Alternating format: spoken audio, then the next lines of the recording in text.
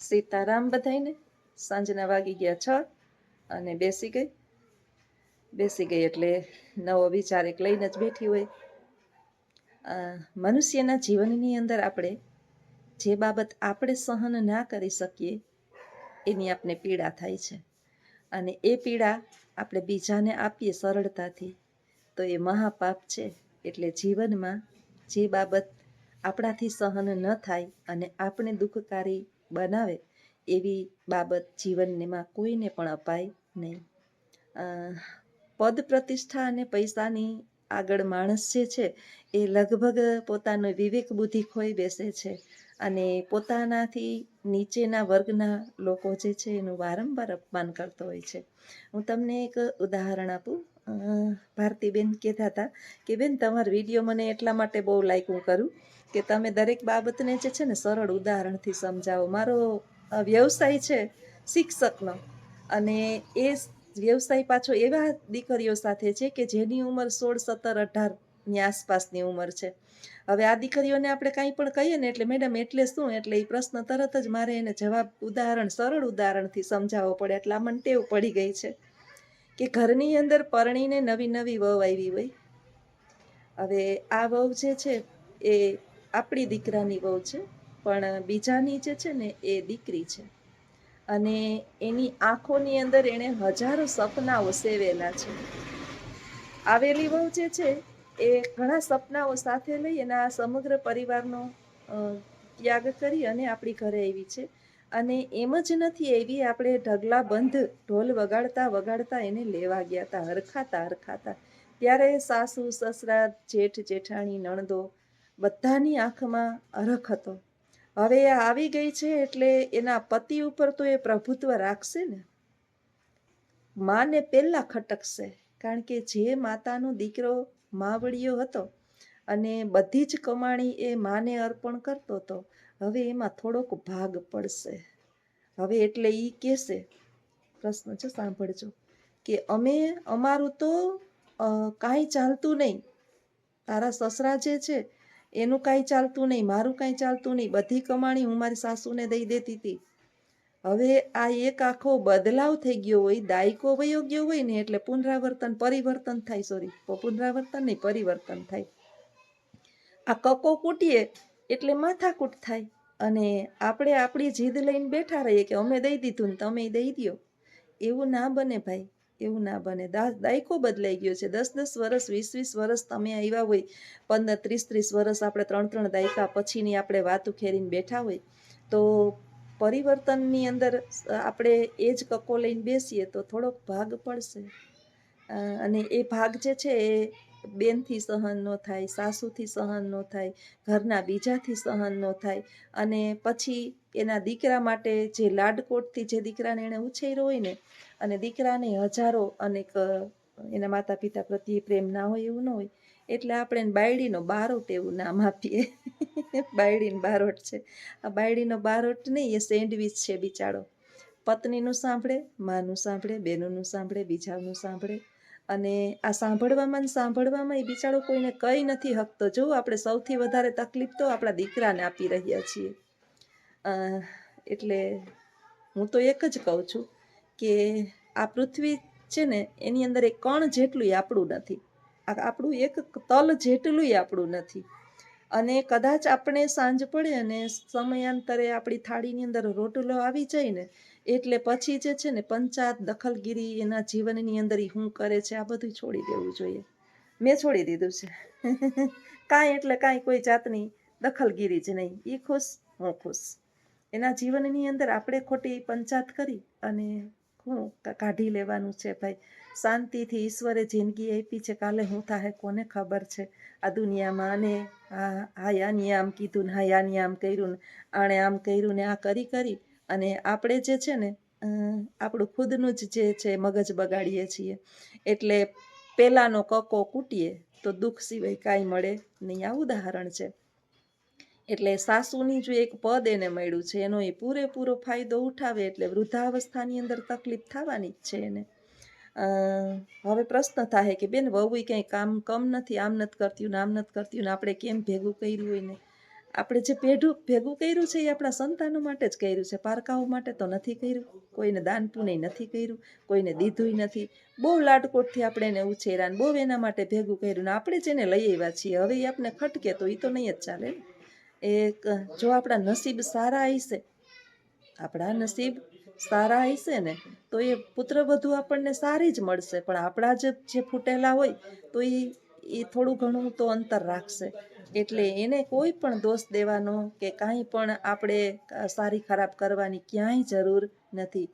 તમે 5 માણસને જ્યારે વાતો કરશો ને કે મારા દીકરાની વહુ આમ છે, મારા દીકરાની વહુ આમ છે, ત્યારે 5 જણા જે છે એ મીઠું મરચું ભેળવી અને તમે નહીં બોલ્યા હોય ને એ એના કાનમાં ભંભેરડી કરશે. અને અત્યારે તો સાવ સાચું કહું ને તો માણસના મગજ ટૂંકા છે. એ વિચારે નહીં કે મારા મા બાપ જે છે એવા જ મારા સાસુ સસરા હોઈ શકે, એટલે એ ઉશ્કેરાશે અને પરિણામ તો સારું નહીં જ આવે. આમાં બે બાજુથી જે છે ને દીકરો પીડાશે. એટલે આપણી સાસુની સત્તાનું પણ આપણે કોઈ દિવસ ફાયદો ઉઠાવવો જોઈએ નહીં. એ સંતાનો ખુશ, આપણે ખુશ. ભગવાન પાસે પ્રાર્થના એટલી ચોક્કસ કરીએ કે આપણા હાથ પગ સલામત રાખે. અને સાચું કહું ને તો આપણી જાતે કામ કરીએ ને એટલે આપણા શરીરની અંદર જે છે ને એટલી બધી સ્ફૂર્તિ આવે. હું તો મને 50 વર્ષ થયાનું કામ મૂકતી જ નથી ને ભગવાનને હું તો કાયમ પ્રાર્થના કરું કે મારા જીવનના છેલ્લા શ્વાસ સુધી છે ને પાણીનો ગ્લાસ હું અહીંથી ભરીને પી લઉં, આટલી મને શક્તિ આપજે. એટલે વાંધો ન આવે. કાલે નહીં ને પરમ દિવસે જ અમારા સ્ટાફની અંદર વાતો કરતા હતા. બિચારા 28 વર્ષની, 20 વર્ષની, 22, 23, 25 વર્ષની આસપાસ છોકરીઓ થાકી જાય. એ કે મેડમ તમે થાકો નહીં ને કેવી બાબત કહેવાય કે 50 વર્ષથી હું હજી તું ઘરે જઈને રાંધીશ, કચરા પોતા કરીશ, કપડાં ધોઈશ, મારા 4-5 કૂતરા છે એને ચોરીને ખવડાવીશ, આવું બધું મારું રૂટિન છે. ને જો આપને આમાં આનંદ આવે ને તમે જેટલા આનંદથી જીવો ને, જો ફરિયાદ કરીને જીવીએ તો આપને ખબર નથી કે કાલે શું થવાનું છે. ફરિયાદમાં મરી જવાનું. આપણા માટે આપણે જીવવાનું જ નહીં, ખુશીથી જીવીએ. જે પણ ઈશ્વરે ચટણી મીઠું રોટલો આપ્યા છે એમાં જીવીએ. હું કાંઈ 56 ભોગ કરીને નથી ખાતી. અમે તો 2 જણા એટલા સાદું ને સીધું જીવન જીવીએ, 2 પતિ પત્ની, કે બપોરનું ક્યારેક પડ્યું હોય ને તો અમે સલાડની એક ડીશ ભરી કચુંબર કરી અને પછી વધારે એ ખાઈ લઈએ. એટલે આપણે શરીરની અંદર કોઈ પણ પ્રકારની તકલીફ ન થાય. પછી સાંજે વધારે એવી ખોરાક ન ખાઈએ, બપોરે વ્યવસ્થિત એક જમીએ. આપણું શરીરનું આપણે ધ્યાન રાખીએ અને કોઈ દિવસ બહાર ઓછા જ નીકળીએ. હા, શોખ ફરવાના શોખ જે છે, કપડાં પહેરવાના શોખ છે. હું અજીત નહીં ખીજાતી હોય કે લઘર વઘર નહીં રહેવાનું. ધરારવા છે ને માનતા હતી, અમે ઉજ્જૈન ગયા હતા ને તો એના મારા નાનકડા માટે, હવે આપણે માનતા માટે તો બહુ કાંઈ ન કરી શકીએ કે તમારે માનતા કાઢી નાખો, પૂરી આમ કરો ને વ્યવસ્થિત રહેવાનું. ઈશ્વરે આ જન્મ એક જ વાર આપશે, પછી તો ખબર નહીં. દુર્લભ છે મનુષ્ય દેહ, આપણે કહીએ ને કે સૌથી દુર્લભ આ મનુષ્ય દેહ છે. આમાં ફરિયાદ કરીને ઈશ્વર પાસે જીવવું, બીજા પાસે ફરિયાદ કરવી, એનાથી એકદમ આનંદથી ન જીવીએ. હું તો કહું છું કે એવી જિંદગી જીવીએ કે લોકો જે છે ને એ પ્રશ્નમાં પડી જાય કે હાડે આને કઈ વાતનું સુખ છે કે દિવસે ને દિવસે ઝીણકી થતી જાય છે. મને ઘણા એમ કે બેન કે તમે દિવસે ને દિવસે ઘરડા થવાને બદલે જુવાન થતા જાઓ છો. એ તો એક ખૂબી છે. ફરિયાદ નહીં કરવાની. આપણે જે મળ્યું છે ને એ આપણા કર્મને આધીન મળ્યું છે. આપણે જે કંઈ પણ મળ્યું એ સ્વીકારી લેવાનું. સ્વીકારતા શીખી જઈએ અને કોઈ પણ પ્રકારની કમ્પ્લેન છોડી દઈએ અને આપણે ભોજન તો મળે જ છે. અને જીવનની અંદર જરૂરી નથી કે દુનિયામાં આપણી સાથે જોડાયેલા દરેક વ્યક્તિઓ આપણને ગમાડતા જ હોય. કોઈના માટે આપણે અનહદ સારા હોય તો કોઈના માટે આપણે ઝેરના ઘૂંટડા સમાન હોય. હવે એની દ્રષ્ટિ છે, એ કોઈની તમે દ્રષ્ટિ ન બદલાવી શકો. એમાં તમારું કાંઈ ન ચાલે, એ તો એનું ખુદનું ચાલે. એના સુખી થવાની બધી નિશાનીઓ છે કે સુખી થવું હોય તો આપણા પરિવારની અંદર પતિ અને પત્ની આ બેયના મતમેળ સારા હોય. કારણ કે આપણું લાંબુ આયુષ્ય જે છે એ આ બે સાથે જ હોય છે.